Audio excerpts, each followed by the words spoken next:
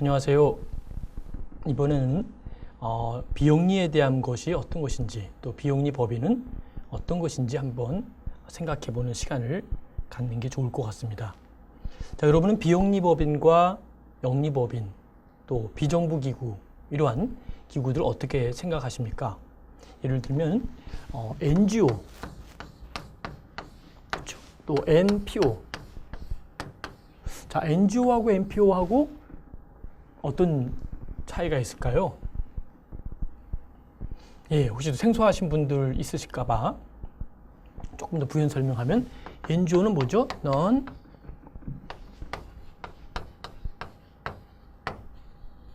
Government Owned Organization. 자, NGO의 약자가 Non-Governmental Organization, 또 어떤 사람은 Non-Governmental Organization 이렇게 또 정의하는 분도 있지만, 자, NPO는 어떨까요? NPO는 Non-Profit Organization. 자, 이 Non-Organization 맞는데 이 Government와 Profit 이 두 개의 차이 때문에 NGO와 NPO가 이제 구분이 되어 가고 있죠. 그러나 NGO와 NPO는 일반적으로 또 많은 분들은 그냥 공용해서 쓰기도 합니다만, 저는 좀 구별해서 NGO와 NPO를 쓰는 것이 더 바람직하다라고 생각을 합니다. 자, 우리가 일반적으로 사회복지관, 사회복지센터, 사회복지시설, 또 어떤 사회복지와 관련된 이런 기관들, NGO일까요? NPO일까요? 자, 또 우리 학교는 NGO인지 NPO인지 생각해 볼 필요가 있겠죠. 또 나가서는 종교기관, NGO일까요? NPO일까요? 또 우리가 시민단체 하는 많은 이런 시민단체 운동하는 무브먼트 하고 있는 단체들은 NGO일까요? NPO일까요? 자, 이렇게 보면은 어떻게 보면 NGO 같기도 하고 또 어떻게 보면 NPO일 수도 있고, 이 두 가지가 혼용되는 경우가 많이 있겠죠. 또 우리가 일상적으로 곳곳에 우리 많이 이용하고 있는 병원, NGO일까요? NPO일까요? 자, NGO는 비정부 조직 이렇게 일컬었고 있죠. NPO는 비영리 조직 이렇게 되어 있습니다. 자, 그러면 조금 더 우리 구체적으로 보면은 NGO 같은 경우는 어떤 것이 들어가 있을까요? 일반 시민단체들. 자, 그러면 NPO는 뭐가 들어갈까요? 복지시설, 복지기관, 센터를 비롯해서 복지시설들 들어가 있죠. 학교, 또 뭐가 들어가 있을까요? 그렇죠, 병원. 자, 그러면 여러분들이 생각하는 종교단체는 NGO일까요? NPO일까요? 종교단체는 종교기관, 시설들은 NGO에 들어갑니다. 자, 그러면 여러분들이 구분이 될 거야. 시민단체, 종교단체들이 NGO면 복지관, 학교, 병원들은 왜 NPO일까? 좀 쉽게 이해하기 위해서는 복지기관은 영리를 추구하지 않죠. 학교도 영리를 추구하면은 안 되고 병원도 영리를 추구하는 곳이 아니라 비영리 기관이 바로 병원이죠. 그러면 NGO 같은 경우는 이 GO로부터 정부 보조금과 정부 지원금을 받지 않는 조직들을 NGO다 이렇게 평하고 있죠.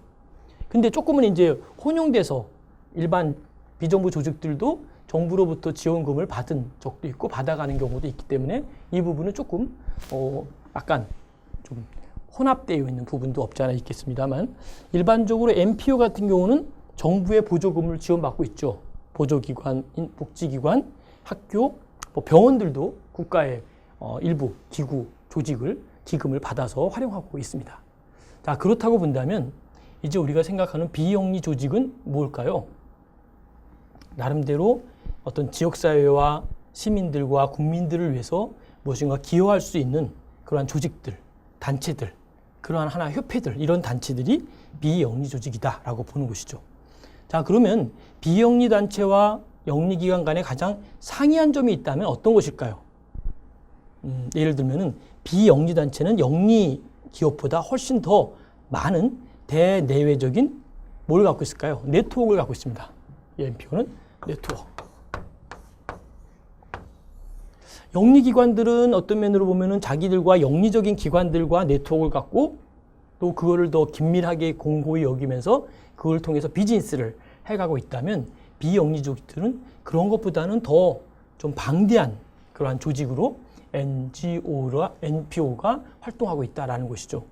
그래서 이제 더 많은 네트워크들을 갖고 진행하고 있고요. 자, 비영리 단체들은 또 뭘까요? 이 독자적인 특수한 목적과 미션이 있어요.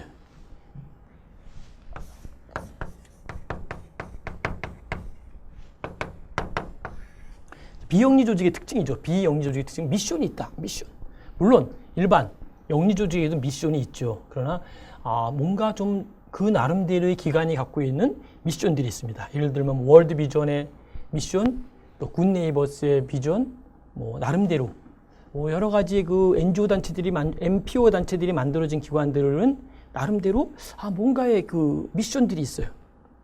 나름대로 그 미션 속에는 뭐가 있을까요? 밸류라는 거, 가치가 있으면서 가치와 미션이 공조하는 것을 많이 보게 됩니다. 또 영리단체인 기업이나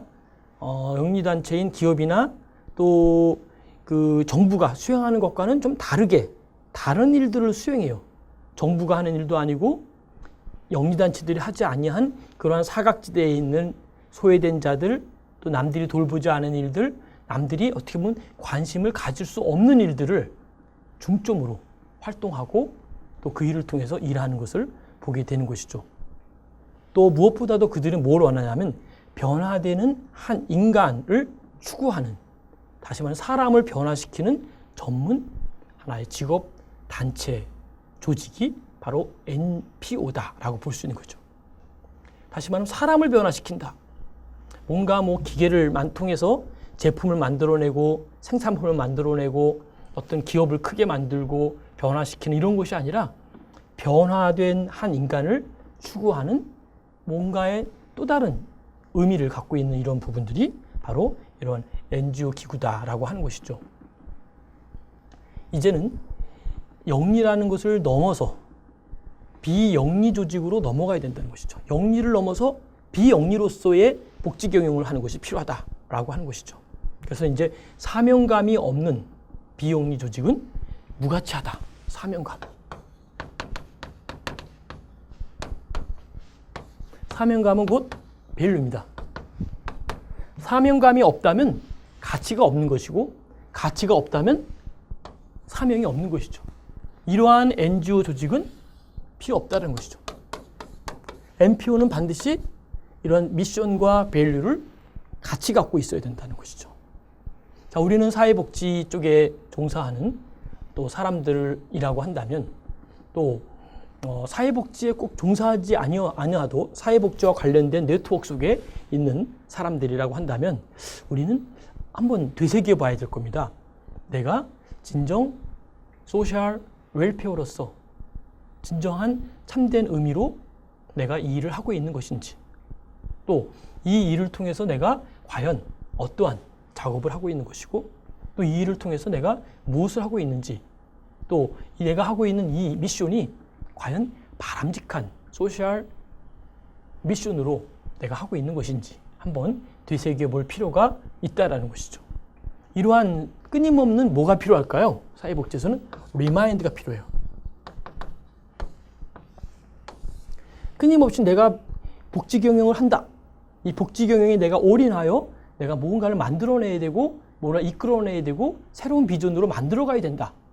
라고 하는 그러한 의미의 새로운 비전을 가지고 나아가는 그러한 새로운 미래를 구상하는 뭔가의 또 다른 독특한, 유니크한 이러한 부분들이 있을 때 정말 그것이 사명이 되고 그것이 미션이 되고 그것이 새로운 밸류가 되고 그것이 곧 우리의 에너지의 근원이 될 수 있다는 것이죠. 여러분 어때요? 영리 조직에서 일하는 거와 비영리 조직에서 일하는 것을 어떻게 보면 경제적인 가치로 본다면 우리가 어떻게 보면 더 비영리 조직인 곳에서 일하는 것이 더 열악하고 힘들고 어렵고 어떻게 보면은 좀 세상적으로 보면은 경제적으로도 굉장히 어려운 부분들이 비영리 조직에는 많이 산재되어 있는 것을 보게 됩니다. 세상적으로 생각한다면 오히려 넓은 길이 아니라 너무 좁은 길이고 협착한 길이죠. 이 협착하고 좁은 길, 이 길을 통해서 한 걸음 한 걸음 한 걸음 가고 있는 우리들의 그 입장과 우리들의 현실로 보면은 상당히 우리는 어렵고 힘들고 상당히 몰가치적인 이러한 부분들을 많이 보게 됩니다. 그러나 이러한 현실 속에서 우리가 끊임없이 새로운 비전을 찾고 새로운 에너지를 찾는 것은 뭘까요? 뭔가 그 속에 의미가 있다라는 것이죠. 의미를 찾고 나아가는 이걸 뭐라 그럴까요?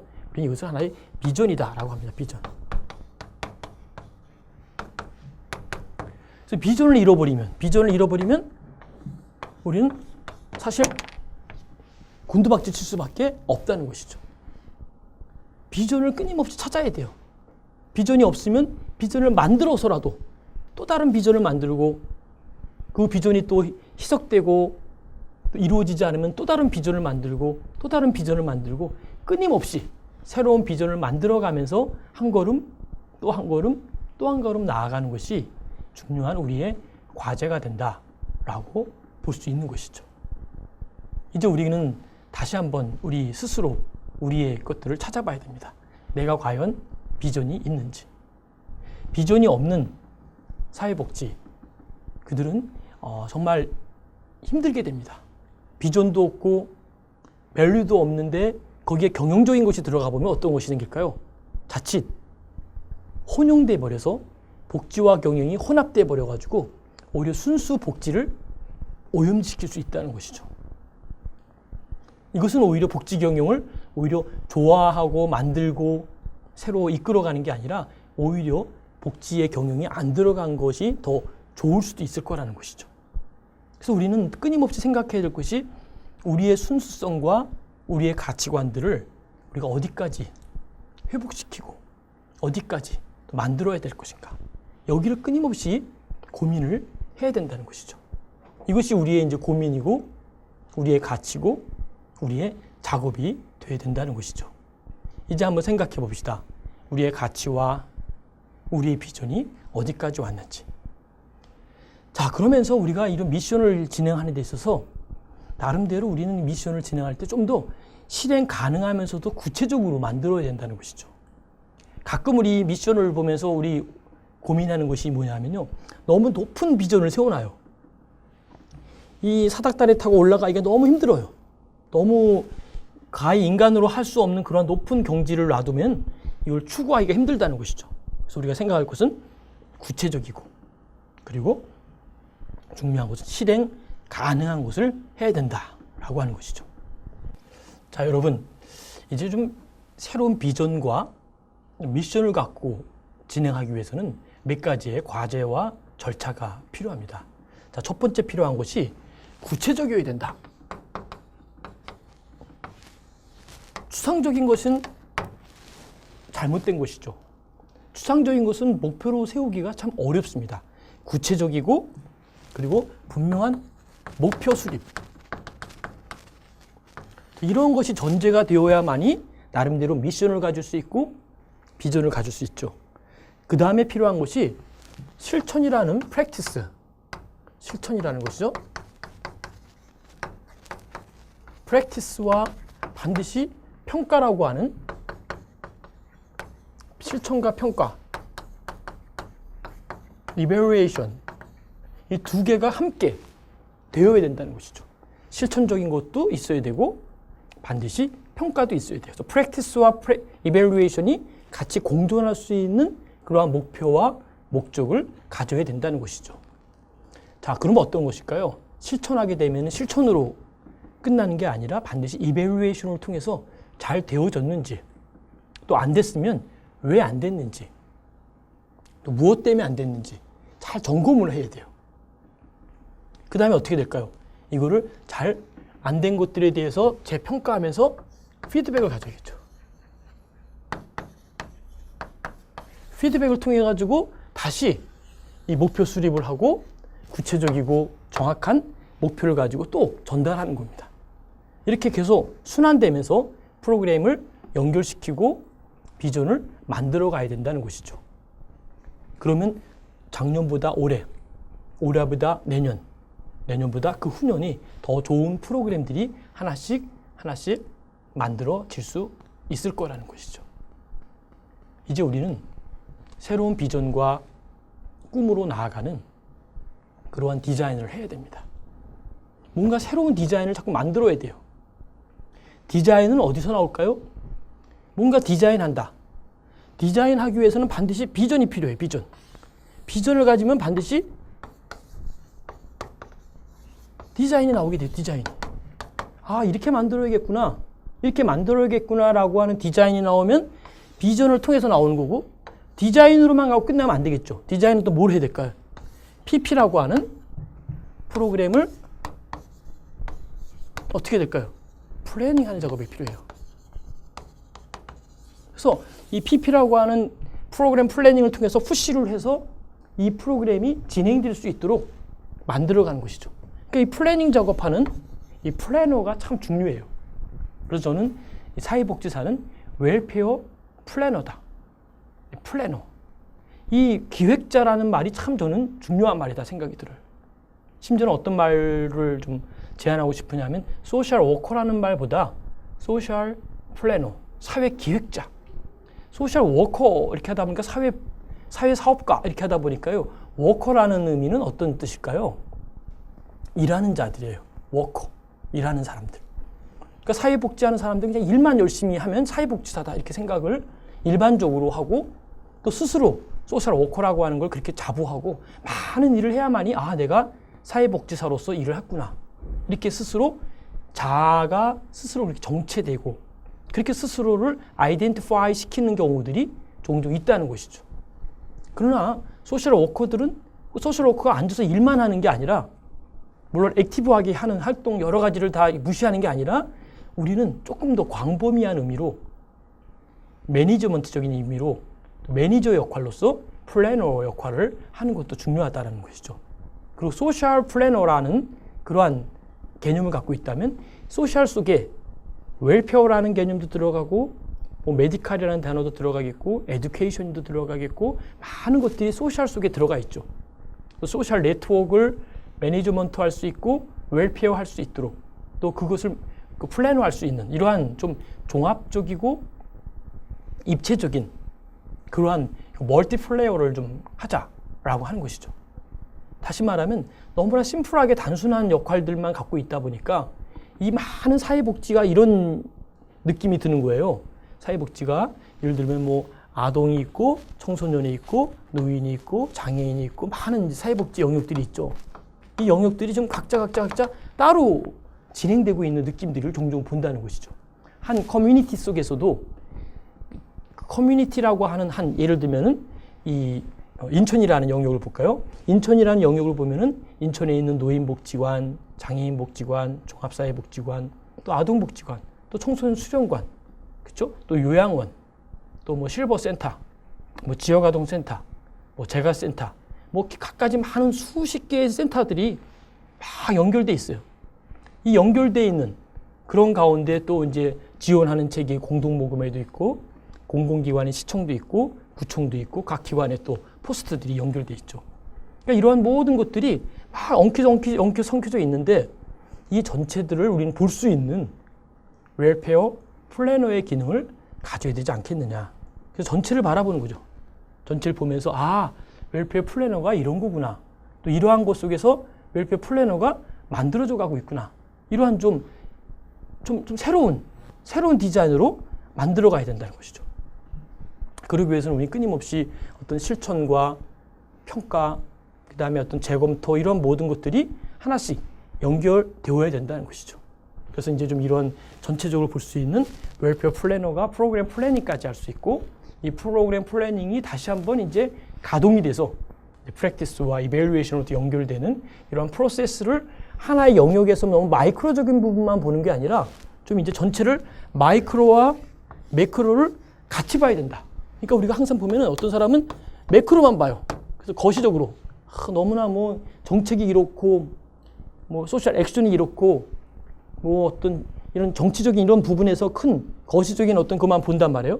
근데 이것만 보는 게 아니라 우리는 또 마이크로도 봐야 된대. 마이크로. 또는 메조까지 봐야 되죠. 이 매크로와 마이크로와의 관계의 또 중간 노선인 메조까지 보면서 이 마이크로와 마이크로를 함께 아우를 수 있는 웰페어의 매니지먼트가 된다. 다시 말하면 이 사회복지를 전체 매니지먼트 할 수 있는 이러한 거시적인 걸 보려면 어떻게 될까요? 이거는 임상적인 것만으로 힘들고 상담으로도 힘들고 어떤 소셜 웰페어라고 하는 근원적인 생각만으로도 힘들고 전체를 아우를 수 있는 소셜 웰페어 매니지먼트가 필요하다라고 하는 것이죠. 그런 의미에서 복지 경영이 필요하고 그런 의미에서 복지 기획이 필요하고 그런 의미에서 복지에 대한 스스로에 대한 웰페어 플래너의 역할로서의 하나의 그 독립적인 역할이 필요하다는 것이죠. 그래야만이 클라이언트를 도울 수 있고 그래야만이 새로운 디자인을 만들어낼 수 있다라고 하는 것이 우리 본 복지 경영의 키포인트다라고 하는 것이죠. 중요한 것은 비영리 기관의 키포인트는 뭘까요? 그러함에도 불구하고 이 웰페어 플래너의 키워드는 뭐냐면 미션입니다. 미션. 그러면 사회복지와 미션은 뗄래야 뗄 수 없는 사회복지 이꼬르 미션입니다. 왜냐하면 어떤 분은 그런 이야기를 했습니다. 사회복지는 마치 성직자와 같은 일을 하는 것 같다. 전 그 얘기를 처음 듣고 의아해 생각했습니다. 사회복지가 성직자 역할을 한다? 이렇게 의아해했죠. 자, 그런 의미에서 우리가 이제 사회복지를 바라보는 시각을 좀 새롭게 해야 된다는 것이죠. 다시 말하면 어떤 미션을 갖고 하지 않으면 사회복지는 힘들다. 미션을 갖고 하는 것은 비영리도 미션을 갖고 한다. 거기에는 상당히 공통점이 있다는 것이죠. 근데 미션 하나만 가지고 하다 보니까 너무 힘들 수 있다는 것이죠. 그 미션이라고 하는 거기에 새로운 좀 더 전문적이고 보다 좀 더 어떤 그 스페셜리스트한 부분, 프로페셔널과 스페셜리스트를 감미한 거기에 매니지먼트적인 좀 뭔가의 관리와 경영이 들어가면 보다 효율적인 이윤을 남길 수 있을 거라는 것이죠. 뭐 이윤을 남긴다는 건 누구를 위한 것일까요? 재투자해서 보다 더 나은 소셜 웰페어를 만들 수 있다는 것이죠. 이윤이 있어야지 여러분들 클라이언트에게 뭔가를 더 줄 수도 있고 또 소셜 웰페어를 하는 사람들, 다시 말하면 사회복지사, 웰페어 플래너들에게도 뭔가 그들도 그들에 대한 복지를 좀 해줘야만이 우리가 더 나은 복지를 이룰 수 있을 거라는 것이죠. 자, 그런 측면에서 본다면 사회복지는 결코 그냥 어느 날 갑자기 있었다 없어지는, 또 사회복지는 그냥 어떻게 보면은 그냥 헌신하고 봉사하는 이런 것만이 아니라 정말 심혈을 기울여서 좋은 일을 하는 그러한 의미의 또 다른 영역을 만들어낼 수 있다라고 하는 것이죠. 자, 그런 의미에서 비영리 조직이 새로운 조직과 사명, 거기에 혼연일체가 되어서 할 수 있는 그 하나의 맥이 있는데 거기에 또 하나 플러스 될 것이 있는 것이 뭐냐면 거기에는 의미 있는 또 다른 마케팅 전략이 필요하다는 것이죠. 비영리 기관이 정말 심혈을 기울여서 좀 뭔가를 만들었어요. 그리고 이것을 누군가에게 많은 좀 공급하고 싶고 알리고 싶고 이걸 통해서 많은 기여를 하고 싶은데 그 루트를 모르는 거예요. 조금만 더 경영적인 마인드를 집어넣으면은 이 100이라고 하는 에너지를 가지고 만든 이 에너지를 오히려 100 플러스 알파에 200, 300, 오히려 1000 정도의 에너지로 확산시켜서 많은 사람에게 줄 수 있는데 100이라는 에너지를 통해서 만들었는데도 불구하고 이것을 10밖에 줄 수 없고 5밖에 줄 수 없다면 90은 오히려 사장될 수밖에 없다는 것이죠. 그래서 우리가 조금 더 전문적인 용어로 우리가 그것을 좀 마케팅 전략이라고 표현했지만 마케팅 전략이라고 하는 그러한 채널을 통해서 마케팅 전략이라고 하는 포장을 통해서 접근하고 나아간다면 굉장히 좋은 효과와 좋은 효율성을 가질 수 있을 거라는 것이죠. 자, 복지경영의 키워드가 뭐라 그랬습니까? 효과성과 효율성이라 그랬습니다. 똑같은 일을 하고도 더 나은 플러스 알파에 더 나은 효과가 있으면 좋겠고 또 똑같은 일을 하고도 더 나은 효율적인 역할과 뜻이 있으면 더 좋을 거라는 것이죠. 그러니까 효과와 효율을 같이 아우를 수 있는 부분이 바로 복지 경영이다. 이렇게 볼 수 있는 것이죠. 자, 그런 의미에서 이제 복지 경영도 끊임없는 뭐가 필요할까요? 우리 스스로에 대한 책임의식이 있어야 돼요. 책임감.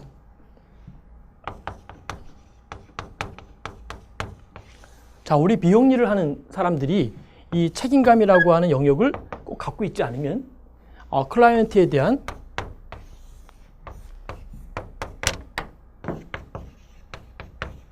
클라이언트와 우리가 함께 책임을 지고 그들을 위해서 우리가 무언가를 할 수 있는 이러한 클라이언트 중심의 책임성을 갖고 있어야만이 나름대로 우리가 의미 있는 사회복지사로서 다시 새롭게 나아갈 수 있다라는 것이죠. 그래서 이제 항상 머릿속에 뭐가 있어야 될까요? 영리를 넘어서 비영리로 나가야 돼요. 비영리의 키워드는 뭘까요? 비영리 단체를 구성하고 있는 가장 많은 자원이 있어요. 그 자원이 뭘까요? 그게 바로 사람입니다. 사람. 사람과 사람이 모여서 뭘 만들었을까요? 비영리 단체를 만들었어요. 그래서 이 비영리 단체의 키워드는 항상 사람인데 사람을 위해서 할 수 있는 게 뭘까? 이게 우리의 관심이고 이것이 우리의 중요한 포인트다라고 하는 것이죠. 그러니까 우리가 사람이라는 것은 엄청난 자원이면서도 또 뭘까요? 엄청난 소중한 거예요. 다른 어떤 물자보다 더 중요한 자원이 사람인 겁니다. 그래서 이 사람들에게 우리가 뭘 심어줘야 되냐면은 바로 그들이 자신이 맡은 일을 스스로 해나갈 수 있도록 도와주고 그리고 그 도와준 그것을 통해서 그들이 자기가 한 일에 대해서 책임을 질 수 있을 정도로 도와줄 수 있는 작업.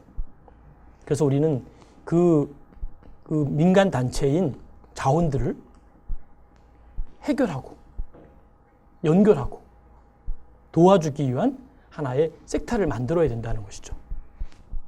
그 섹터가 뭘까요?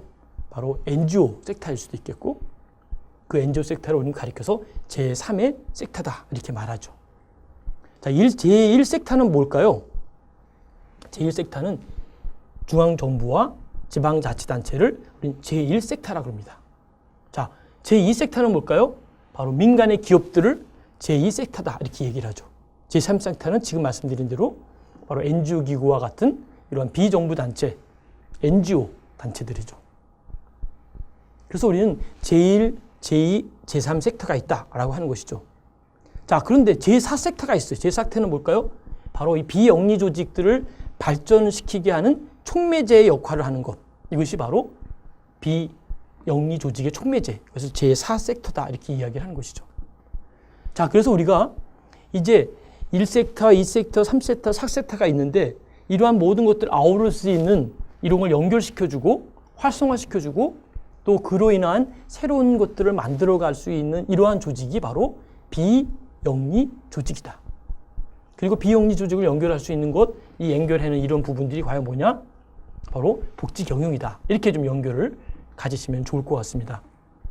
자, 그래서 이제 사회복지라고 하는 의미를 조금 더 우리는 좀 이제 새로운 가치로 좀 만들어 가야 되지 않을까? 전통적인 사회복지는 이러이러합니다. 라고 하는 그런 가치관을 좀 더 뛰어넘어서 here and now의 지금 여기서의 사회복지의 가치는 뭘까? 그리고 사회복지가 어디로 가야 될 것인가? 라고 할 때에 우리 몇 가지 좀 질문과 과제가 있다는 것이죠. 이제 사회복지를 좀 우리가 볼 수 있는 몇 가지 스펙을 보면은 하나는 좀 인간론적인 실천 학문으로 보면 좋겠다라는 것이죠. 가장 중요한 것이 인간이라는 것이 인간. 휴먼이라고 하는 것을 좀 한번 분석해보고 그것을 실천하는 실천적인 학문으로 보고 또 한 가지 좀 제안하고 싶은 것은요. 이제 사회복지는 영국의 사회복지가 아니고요. 엘리자베스 구빈법이 만들어낸 그 사회복지의 흐름이 우리가 받아들이는 게 아니고요. 미국의 사회복지가 아니고 독일의 사회복지가 아니고 일본의 사회복지가 아닌 한국적 바로 우리의 here and now의 사회복지를 만들어 가야 된다.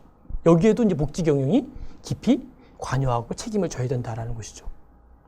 더 나아가서는 좀 이제 좀 청교도적인 논리를 가지고 좀 투명한 그동안 사회복지가 많이 좀 커가면서 많이 오해를 받고 다른 시각으로부터 좀 우리가 좀 질타를 받았던 이유가 뭘까요? 투명성에 대한 부분이 온전하지 못했다는 겁니다. 그래서 우리가 이제 투명하게 되기 위한 여러 가지 제도적인 정책과 또 여러 가지 제시를 만들어서 투명한 소셜 웰페어의 하나의 기능을 만들어내자. 그래서 한번 사회복지를 새롭게 만들어가는 것. 이러한 부분이 바로 우리가 추구하는 사회복지의 중요한 포인트가 된다라고 볼 수 있습니다. 이제 우리는 사회복지가 많이 발전했으면서도 양쪽으로는 굉장히 많이 발전했어요. 복지 경영이 할 수 있는 게 뭘까요? 굉장히 많아진 양적인 것들을 이제 구분하고 정리하고 분석하고 평가하고 기획해야 돼요. 이것이 복지 경영이 할 수 있는 중요한 일이죠. 그렇게 하는 이유가 뭘까요? 바로 이 퀄리티 때문이죠. 퀄리티. 그래서 복지 경영은 이제는 퀄리티에 대한 복지 경영 퀄리티를 좀 포커스를 맞추자. 복지 경영을 하는 사람들이 뭔가 이제 양적인 것이 아니라 퀄리티가 질적인 부분이 업그레이드 되더라. 평가가 좋아지더라. 인간의 만족도가 더 좋아지더라. 또 효과성과 효율성이 좋아지더라. 그래서 복지 경영이 들어감으로 말미암아 여러 가지 조건과 여러 가지 환경과 또 거기에 속해 있는 클라이언트의 인권과 클라이언트의 모든 어떤 그 만족도와 모든 것들이 다 상승되어진다면 복지 경영은 성공한 것이고 복지 경영은 바람직한 곳으로 나아가는 것이다. 이렇게 생각할 수 있겠습니다. 자, 복지 경영을 이제 공부하는 우리 학우들은 좀 새로운 비전으로 복지 경영이 이러한 신선한 면이 있구나. 복지 경영이 뭔가 대단한 것이 있구나. 그렇지만 여러분들이 마지막 좀 부탁드리고 싶은 것은 복지 경영은 누군가가 막 떠먹이듯이 주는 게 아니라 여러분들이 좀 스스로 그걸 만들어가는 것이죠.